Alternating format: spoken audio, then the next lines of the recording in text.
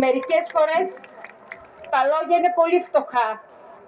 Δεν μπορώ να περιγράψω αυτό που βλέπω. Σας ευχαριστούμε πάρα πολύ.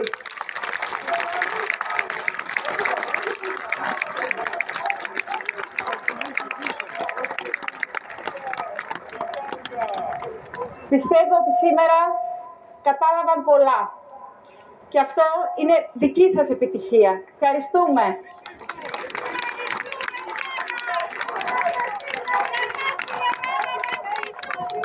Μέχρι τέλους. Δεν έχω οξυγόνο. Το ακούσαμε στο ηχητικό από την άτυχη κοπέλα λίγο πριν πεθάνει. Δεν ξέρω πόσες φορές τυχαία έτυχε να λέω την ίδια πρόταση από τότε που η ζωή μου, όπως και των άλλων οικογενειών, άλλαξε ρότα και βυθίστηκε στον πόνο. Από τότε που ήρθαμε πρόσωπο με πρόσωπο, με ό,τι πιο σάπιο, ό,τι πιο άσχημο, πιο άθλιο. Από τότε που κοιτούσαμε τους ένοχους πολιτικούς να διαφεύγουν ανάλαφρα των προφανών ευθυνών τους. Τους κοιτούσαμε να μας κουνούν το χέρι και να απορούν γιατί δεν πονάμε βουβά, δεν φοράμε μαύρα, δεν είμαστε μαντρωμένοι στα σπίτια μας να αργοπεθαίνουμε. Ειρωνικά ακόμα τους ακούμε να διερωτώνται πού βρίσκουμε τη δύναμη να αναπνέουμε, πού βρίσκουμε τη δύναμη να ζούμε, να αγωνιζόμαστε. Εκπλήσονται πως είναι δυνατόν να αισθανόμαστε ίσοι με εκείνους, να προσδοκάμε την τιμωρία όλων των ενόχων όσο ψηλά κι αν βρίσκονται. Διαβάσαμε για τις συμβάσεις, τα χρήματα, τις μίζες, τις καθυστερήσεις, τις παραιτήσεις, τα εξώδικα, τις προειδοποιήσεις, την ελλειπή συντήρηση, τη μείωση προσωπικού, τις ψεύτικες άδειες λειτουργίας, τα ρουσφέτια.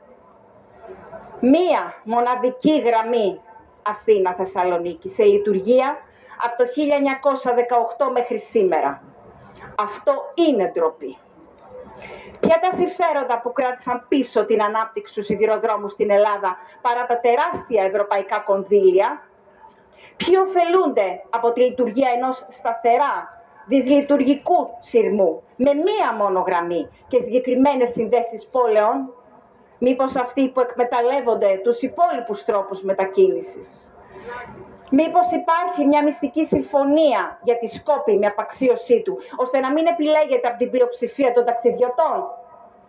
Ήξεραν καλά όμως ότι το χρησιμοποιούσαν κυρίως νέοι, φοιτητές, εργαζόμενοι, όλοι μας. Άρα γνώριζαν και εξέθεταν τη ζωή των πολιτών και επιβατών σε κίνδυνο. Σε συνέντευξη το 2019 άκουσα τον νικητή των εκλογών να μιλάει για ανάγκη αναβάθμισης των σιδηροδρόμων, διότι σίγουρα θα εκτροχιαστούν αν τρέχουν με 160 χιλιόμετρα στην άθλια κατάσταση που βρίσκονται οι σειρμοί. Άρα γνώριζαν λεπτομερώς. Γνώριζαν τον κίνδυνο και αναλάβαναν το ρίσκο του θανάτου. Έπαιζαν τις ζωές μας στη ρώσικη ρουλέτα. Εκ του ασφαλούς βέβαια, αφού η ομπρέλα της ασυλίας όλους τους χωράει.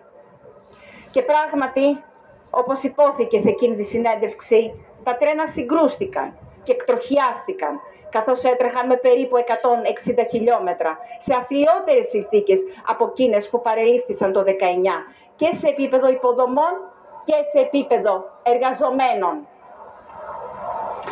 Αυτό όμως που συνέβη μετά τη σύγκρουση ξεπερνά κάθε φαντασία. Σε κατάσταση σοκ, η κοινωνία δυνατούσε να αντιληφθεί ότι έβλεπε στις οθόνες της τη μεγαλύτερη κομπίνα συγκάλυψης στα χρονικά. Γινόταν μάρτυρας μιας αδιανόητης αλλίωσης και καταστροφής πεδίου εγκλήματος στην παγκόσμια ιστορία. Παρακολούθησε την πιο μαφιόζικη επιχείρηση εξαφάνισης στοιχείων της έκρηξης που κατέκαψε 30 επιβάτες ζωντανούς. Την καταπάτηση όλων των νόμων, όλων των πρωτοκόλων, όλων των κανονισμών, με την ανοχή μιας υπάκουης ελεγχόμενης δικαιοσύνης. Ακούσαμε μέσα στις πρώτες 24 ώρες από επίσημα χείλη, χωρίς να έχει καν κατατεθεί ακόμα ο φάκελος στον ανακριτή, ότι όλα οφείλονται σε ανθρώπινο λάθος. Και 3 εβδομάδες μετά δηλώθηκε επίσημα ότι δήθεν τίποτα παράνομο δεν μετέφερε το εμπορικό.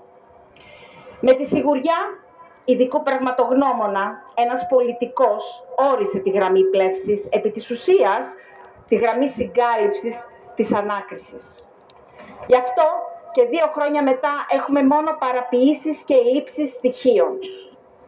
Τώρα που αποδείχτηκε ότι τίποτα από όσα έλεγε με τόση σιγουριά δεν ίσχυαν, θα κληθεί να καταθέσει στις δικαστικές αρχές, όπως θα γινόταν στην περίπτωση κάθε άλλου πολίτη.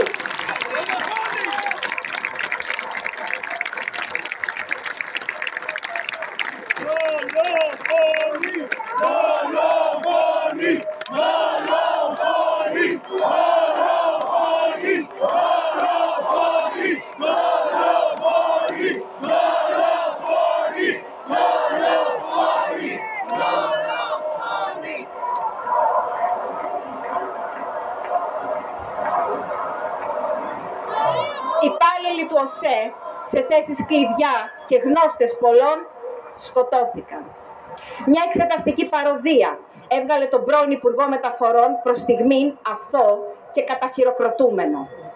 Να έχουμε εμπιστοσύνη στη δικαιοσύνη, μας λένε.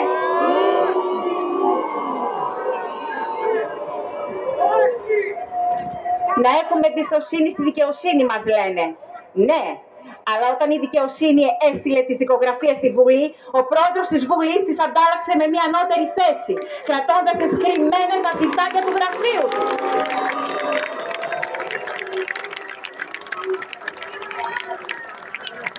Ο άνθρωπος που έθαψε τα τέμπη μέσα στη Βουλή, ανάμεσα σε όλα τα άλλα, καταπάτησε το δικαίωμα του κάθε πολίτη να σταθεί ισότιμα απέναντι σε έναν υπόλογο υπουργό και αναβαθμίζεται, ξεφτιλίζοντας το θεσμό και ντροπιάζοντας κάθε ενάρετο πολίτη.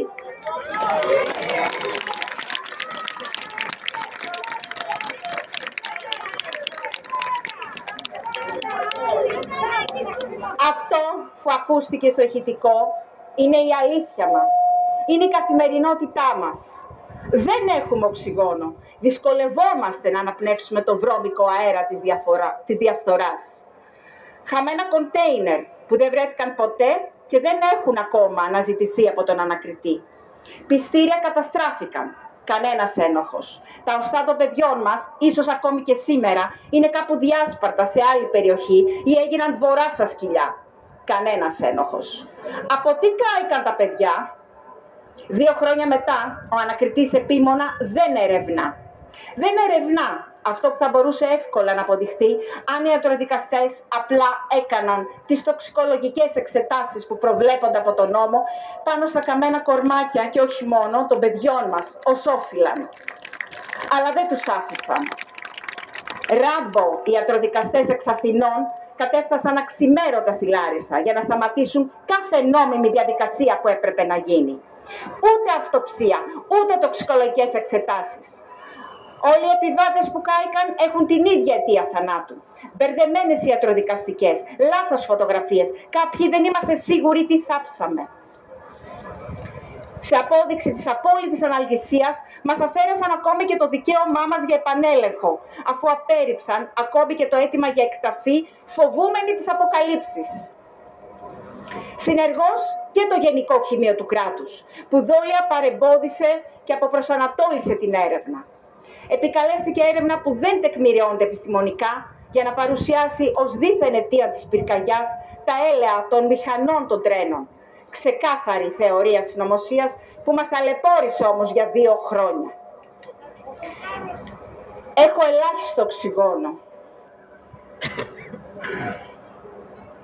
Η έκρηξη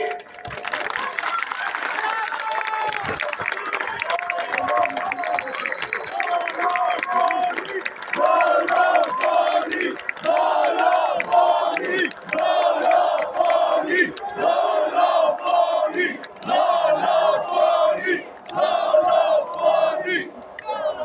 Η έκρηξη και η πυρκαγιά από τα χημικά τους ρούφηξε το οξυγόνο και τα έκαψε. Τα περισσότερα από τα θύματα ήταν ζωντανά μετά τη σύγκρουση. Θα ζούσαν. Βρήκαν όμως τραγικό θάνατο από την έκρηξη και την πυρκαγιά που προκλήθηκε από το παράνομο φορτίο των χημικών που, όπως εξηγούν οι επιστήμονες εντός και εκτός Ελλάδος, χρησιμοποιούνται για την όθευση καυσίμων. Για 3 ολόκληρα λεπτά εγκλωβισμένοι περίμεναν μαρτυρικά να πεθάνουν. Και παρά το ότι υπάρχουν αδιάσυστα στοιχεία, ο ανακριτής σταθερά και επίμονα αρνείται να διατάξει έρευνα για τα χημικά αυτά. Για ποιο λόγο άραγε, γιατί προσπερνά τόσους επιστήμονες εντός και εκτός Ελλάδας, από πού αντλεί ένας νομικός γνώσεις που κατέχει μόνο ένας χημικός, από πού αντλεί τη δύναμη να θάβει όλα αυτά και να μην εκτελεί το καθήκον του, δηλαδή να διατάξει έρευνα για τα εγκλήματα της έκρηξης, του εμπρισμού, της έκθεσης, της λαθρεμπορίας και το βασικότερο της ανθρωποκτονίας από δόλο. Εάν δεν είναι αυτό η επιτομή της κατάχρησης εξουσίας ανώτερου δικαστικού, τι είναι?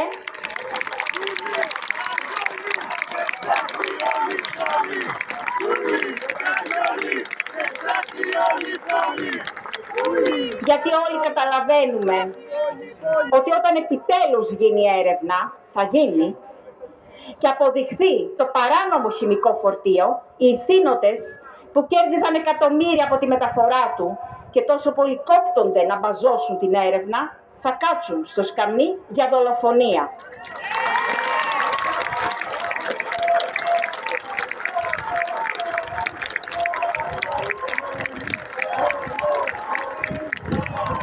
Κατανοούμε πλήρως για ποιο λόγο έγινε το μπάζωμα, η συγκάλυψη, η κοροϊδία, η συνεχής επίθεση, η δολοφονία χαρακτήρα σε χαροκαμένους γονείς.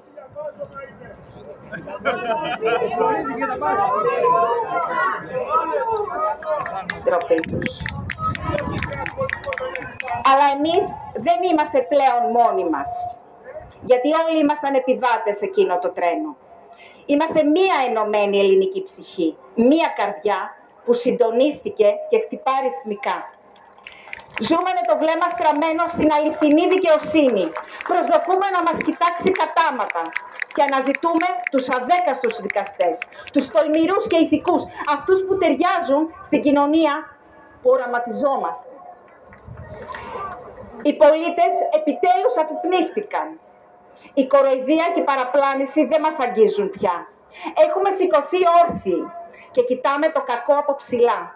Δεν το φοβόμαστε, γιατί γνωρίζουμε τι μπορούν να καταφέρουν οι πολλοί και εμπιστευόμαστε τη δύναμη που συνοδεύει το φως και την αλήθεια.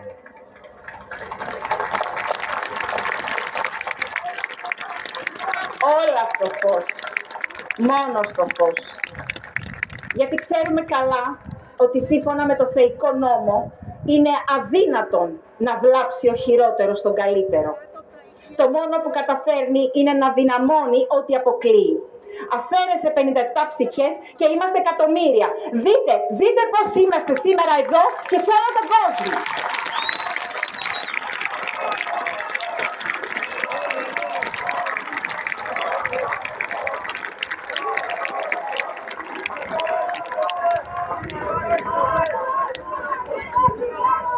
Δεν μπορώ να αλλάξω.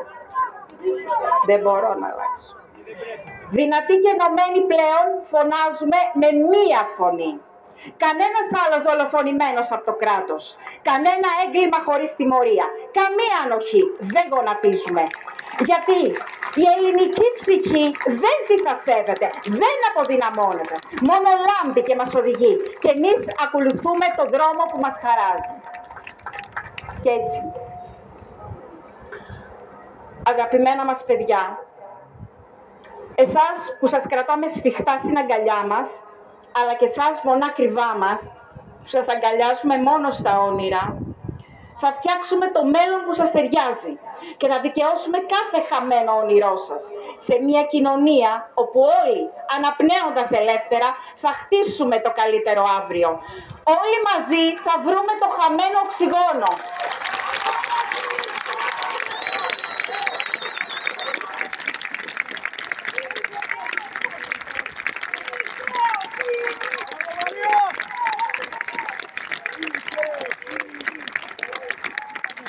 Σας ευχαριστούμε πολύ. Θα τα καταφέρουμε.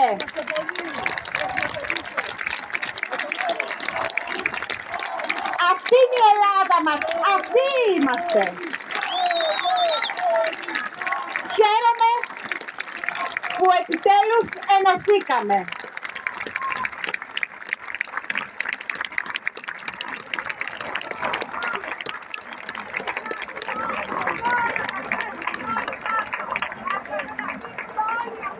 Δεν υπάρχει φιλότιμο προς τα εκείνη την πλευρά.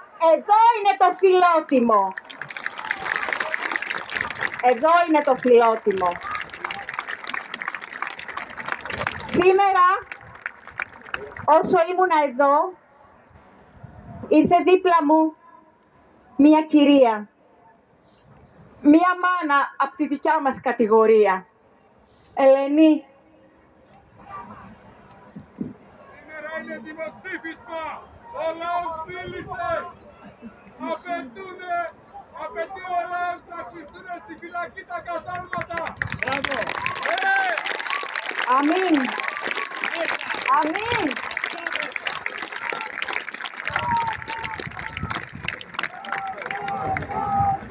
Την Ελένη.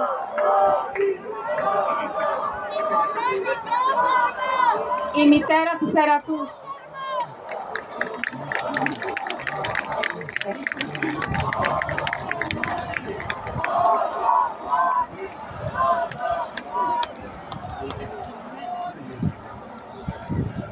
Δεν πειράζει.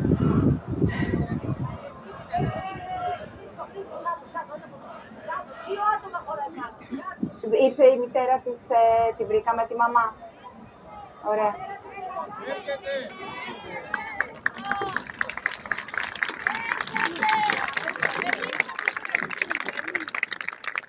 Η μαμά της Ερατούς είναι εδώ.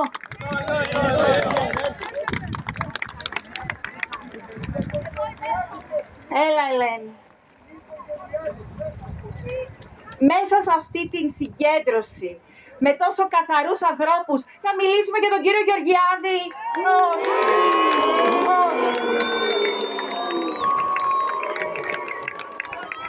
Εδώ σήμερα βλέπουμε μόνο καθαρότητα, ηθική αξιοπρέπεια, βλέπουμε αυτό που είμαστε πραγματικά.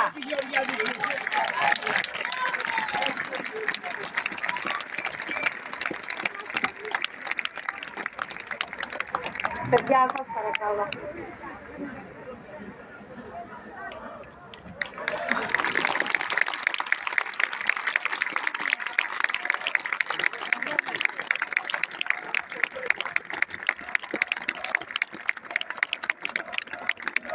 Δεν την ήξερα την Ελένη.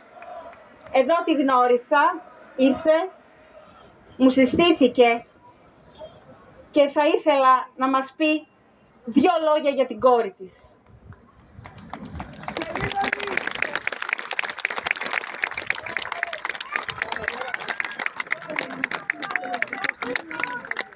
Η κόρη μου, η Ερατό μου, 23 Μαΐου του 19 δολοφονήθηκε από τον ενδιαστάση σύζυγό της.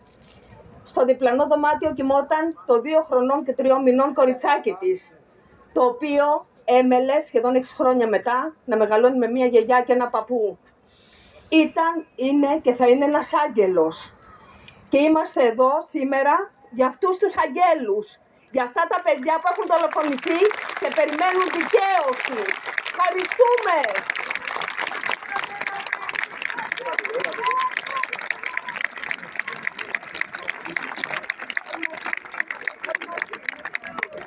Όλοι μαζί! Όλοι μαζί!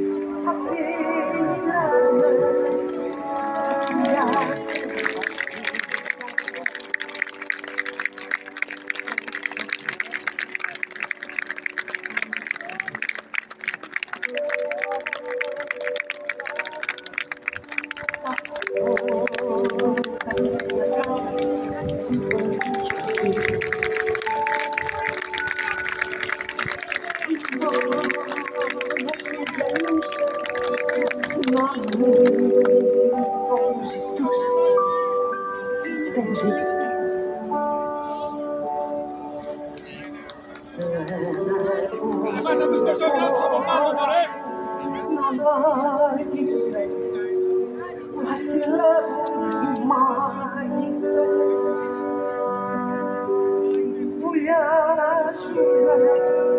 Στο βυθό και